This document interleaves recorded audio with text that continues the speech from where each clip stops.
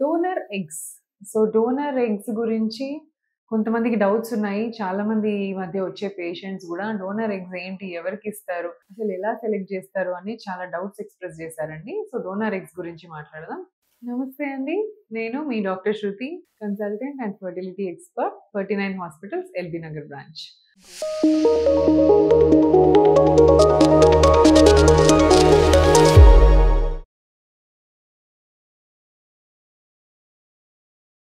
First thing donor egg అంటే ఏంటి? Donor egg అంటే ఫర్ ఎగ్జాంపుల్ మన దగ్గరకొచ్చిన కపుల్‌లో వైఫ్‌కి ఎగ్స్ సరిగ్గా లేకపోవడము, లేదా ఆల్రెడీ ఒకసారి ట్రీట్మెంట్ చేసుకున్న తర్వాత ఎగ్స్ మంచి క్వాలిటీ లేవు అని తెలిసినప్పుడు, ఇలాంటి వాళ్ళలో వాళ్ళ ఎగ్‌తో ప్రెగ్నెన్సీ రాదు అని మనకు అర్థమైపోతది. ఎగ్‌ని చూసి ఆ ఎగ్ ఎలా ఉంది? దాంట్లో క్వాలిటీ బావుందా? లేదా? అన్నీ మనం మైక్రోస్కోప్‌లో చూస్తాం. సో, అలా బాలేనప్పుడు లేదా కొంతమందికి ఎగ్సే తక్కువుంటాయి. సో, ఓవరీస్‌లో నార్మల్‌గా అండాశయాలలో ఎగ్స్ ఉండాలన్నమాట. అండాశయాలంటే ఇది. సో, గర్భసంచికి 2 వైపులా 2 అండాశయాలు ఓవరీస్ అంటారు. దీంట్లో 6 ఎగ్స్ ఇటు, 6 ఎగ్స్ అటు. So, ideally 6 eggs both sides ఉండడం నార్మల్. అలా కాకుండా 1 ఎగ్గే లేదా అసలు ఎగ్స్ లేకపోవటం లేదా జస్ట్ 1 ఆర్ 2 ఎగ్స్ ఇలా ఉన్నాయనుకోండి. ఆ ఎగ్స్ మనకి ఐవీఎఫ్‌కి సరిపడా అవ్వకపోవచ్చనమాట. సో, ఇలాంటి వాళ్ళలో కొంచెం సక్సెస్ పెంచడానికి, తొందరగా సక్సెస్ రావడానికి, మంచి ఒక హెల్తీ బేబీని ఇవ్వడానికి మనం డోనర్ ఎగ్ ఆప్షన్ యూజ్ చేస్తాం. సో, డోనర్ ఎగ్స్‌ని ఎలా సెలెక్ట్ చేస్తాము? సో, మనం డోనర్‌ని సెలెక్ట్ చేసేటప్పుడు we take lot of precautions. అన్ని ప్రికాషన్స్, స్ట్రిక్ట్ క్రైటీరియా వాళ్ళకన్ని అవసరమైన టెస్టులు చేయించి డోనర్‌ని సెలెక్ట్ చేస్తాం. So, the donor's age, donor age వచ్చేసి 35 ఇయర్స్ కంటే తక్కువుంటారండి. ఇప్పుడు ఫర్ ఎగ్జాంపుల్ మన దగ్గరకొచ్చే పేషెంట్‌కి 40 ఇయర్స్ ఉన్నాయనుకోండి. 40 ఇయర్స్‌లో జనరల్‌గా ఎగ్ నంబర్స్ తక్కువుంటాయి. 35 లోపు ఉన్న వాళ్ళకే ఎగ్ నంబర్స్ ఉంటాయి. సో, డోనర్‌ని మనం 40 ఇయర్ వాళ్ళని తీసుకోము ఎప్పుడు గూడా. They should be below 35 years మాత్రమే. అండ్ ఆల్రెడీ డోనర్‌కి ఒక చైల్డ్ ఉండి ఉండాలి. ఖచ్చితంగా ఒక బేబీ గాని, ఒక చైల్డ్ గాని ఎవరో ఒకళ్ళు ఒక కిడ్ ఉండాలన్నమాట డోనర్‌కి. దానివల్ల మనం ఏం అర్థం చేసుకుంటాం? ఆల్రెడీ బేబీ ఉంది కాబట్టి that means her egg is healthy.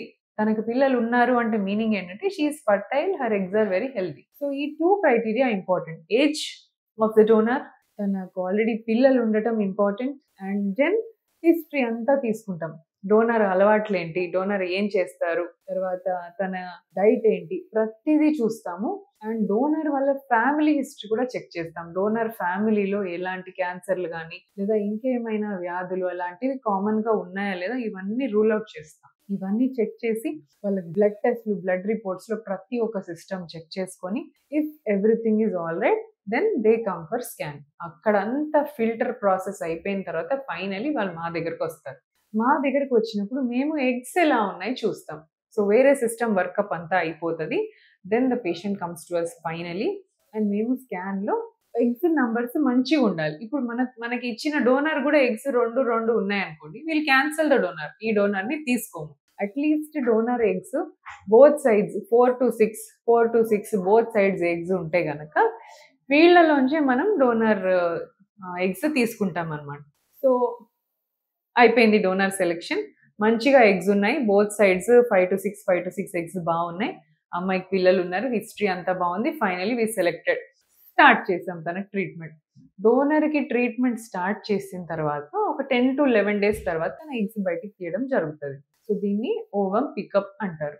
So, eggs అన్ని డోనర్ నుంచి బయటికి తీస్తాం. After giving 10 days of injections.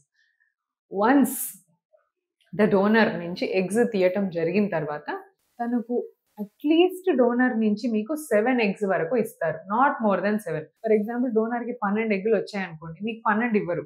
7 మాత్రమే ఇస్తారు. ఎందుకంటే అది గవర్నమెంట్ పెట్టిన రూల్. ఒక అమ్మాయికి 7 కంటే ఎక్కువ ఎగ్స్ వస్తే తన హెల్త్‌కి ఇష్యూ అవుతదనమాట. దానికోసమని మనం 7 అనేది కట్ ఆఫ్ పెట్టుకున్నాం. సో, డోనర్ నుంచి మనకు 7 గుడ్ క్వాలిటీ ఎగ్స్ వస్తాయి. సో, ఇప్పుడు డోనర్ పికప్ చేసాము. 7-8 ఎగ్స్ వచ్చాయి మనం అనుకున్నట్టు. బట్ తీసి మైక్రోస్కోప్‌లో పెట్టి చూసాం డోనర్ ఎగ్ ఎలా ఉంది అని. సో, స్కాన్ చేసినంత వరకు మనకు డోనర్ ఎగ్ క్వాలిటీ కూడా తెలీదు. ఒక్కొక్కసారి ముందు బావుండి తర్వాత కూడా క్వాలిటీ మారొచ్చు. సో, తీసిన తర్వాత మైక్రోస్కోప్‌లో ఇఫ్ వి ఫైండ్ ఔట్ ఆ ఎగ్ క్వాలిటీ బాలేదు, ఈ తీసుకున్న డోనర్ ఎగ్ క్వాలిటీ కూడా బాలేదు అని తెలిసిందనుకోండి, we'll again cancel the donor and మీకోసం కొత్త డోనర్‌ని రిప్లేస్ చేస్తాము. సో, ఇవి మన 39లో రూల్స్ ఫాలో చేస్తామన్నమాట. మనం డోనర్‌ని ప్రాపర్‌గా ఇవ్వలేకపోయినా, డోనర్ నుంచి మంచి క్వాలిటీ ఎగ్స్ ఇవ్వలేకపోయినా, ఖచ్చితంగా మనం వేరే డోనర్‌ని రీప్లేస్ చేస్తాము. అండ్ వీళ్ళ నుంచి మీకు ఎగ్స్ తీసుకుంటామన్నమాట. సో, మంచి గుడ్ క్వాలిటీ ఎగ్స్ వచ్చిన తర్వాత మనం ఎంబ్రియో తయారీ చేసుకుంటాం. హస్బెండ్ నుంచే స్పెర్మ్ వాడతాం. అండ్ ఈ డోనర్ అనానిమస్, అంటే డోనర్ కపుల్ డోనర్ వాళ్ళు కపుల్‌ని చూడరు. అలాగే కపుల్ డోనర్‌ని కూడా చూడరు. సో, ఎవరు ఎవరికనేది తెలియకుండానే మెయింటైన్ చేస్తాం. Anonymity is important. ఎందుకంటే ఒకళ్ళనొకళ్ళు చూసుకున్న తర్వాత there are many different problems. తర్వాత బేబీ నాదని క్లెయిమ్ చేయడం ఇట్లాంటివన్నీ ఉంటాయి. సో, దీనికి అనానిమిటీ మెయింటైన్ చేస్తాం. డోనర్ దగ్గర నుంచి కొన్ని సిగ్నేచర్స్ తీసుకుంటాం. కపుల్ దగ్గర నుంచి కొన్ని సిగ్నేచర్స్ తీసుకుంటాం. మాకే సంబంధం లేదు, ఇచ్చేసిన తర్వాత మాకే సంబంధం లేదు అన్నట్టుగా తీసుకుంటాం. సో, డోనర్‌కి సంబంధించిన ఖర్చులన్నీ కూడా ఎవరైతే ఎగ్స్ తీసుకుంటున్నారో ఆవిడ దగ్గర నుంచి వాళ్ళే ఖర్చులు భరించాల్సి ఉంటది. సో, కొన్ని లా రిలేటెడ్ కొంచెం పేపర్ వర్క్ ఉంటది. అది చేసుకున్న తర్వాత మీకు డోనర్ ప్రాసెస్ స్టార్ట్ అయిపోతది. సో, ఇట్లా సక్సెస్ రేట్ ఎంతుంటది? డోనర్ తీసుకున్నప్పుడు మళ్ళీ మంచి సక్సెస్ ఉండొచ్చా? 100% అయిపోతదా అంటే, దీనికి answer no. We are just taking ఒక హెల్తీ ఎగ్ తీసుకుంటున్నాం. బట్ స్పెర్మ్ మన హస్బెండ్‌దే వాడుతున్నాం. సో, ఇలాంటి టైంలో కొన్ని ఇష్యూస్ రావచ్చు. అండ్ ఎంత మంచి ఎంబ్రియో వచ్చినా గూడా అతుక్కునే దగ్గర 100% అతుక్కోవన్నమాట ఎంబ్రియోస్. సో, యూట్రస్ బాగా సెలెక్టివ్. అది ఓన్లీ మంచి ఎంబ్రియో లేదా ఒక్కొక్కసారి మంచిగా ఉన్నా కూడా సెలెక్ట్ చేసుకోదు. సో, టూ మెనీ థింగ్స్ వల్ల success rate is not 100%. When you use donor egg చేసినా కూడా 65% మాక్సిమం సక్సెస్. బట్ మన దగ్గర ఇప్పటివరకు చేసిన డోనర్స్‌లో చాలా మంచి సక్సెస్ రేట్స్ చూసాము. అండ్ వెరీ హెల్తీ బేబీస్ కూడా చెక్ చేసాం. డోనర్ ఎగ్ తీసుకోవటం వల్ల మా బాడీకి ఏమన్నా ఫారెన్ బాడీ రిజెక్షన్ ఉంటదా? డోనర్ ఎగ్ మన యూట్రస్ యాక్సెప్ట్ చేస్తదా? ఇలాంటి డౌట్స్ అవసరం లేదండి.